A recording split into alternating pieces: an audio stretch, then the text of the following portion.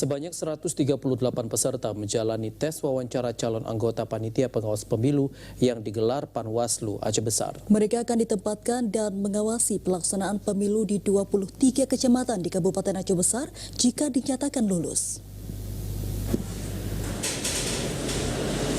Ketua Panwasli Aceh Besar mengatakan sejak dibuka 27 September lalu, pihaknya menerima 1.000 lebih berkas pendaftar.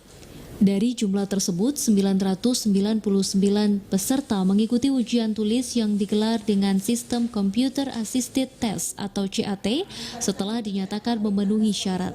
Begitupun dari total peserta ujian tulis, hanya 138 peserta lolos mengikuti tes wawancara.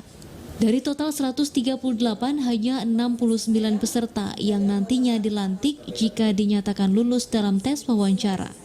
Jumlah tersebut sesuai dengan jumlah kuota panitia Panwasli yang dibutuhkan untuk 23 kecamatan di kabupaten ini, di mana setiap kecamatan hanya membutuhkan 3 orang Panwasli.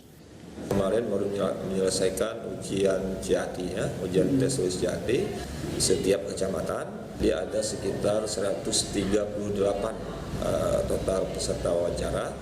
Dan per hari ini sudah kita lakukan wawancara. Untuk selanjutnya akan kita ambil atau kita tetapkan sebagai 3 nama untuk kita lantik.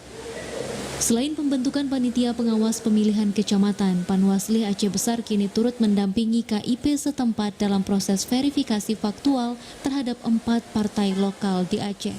Sebelumnya, keempat partai lokal ini telah dinyatakan lolos verifikasi administrasi. Dari Banda Aceh, Arman Konadi, TVRI melaporkan.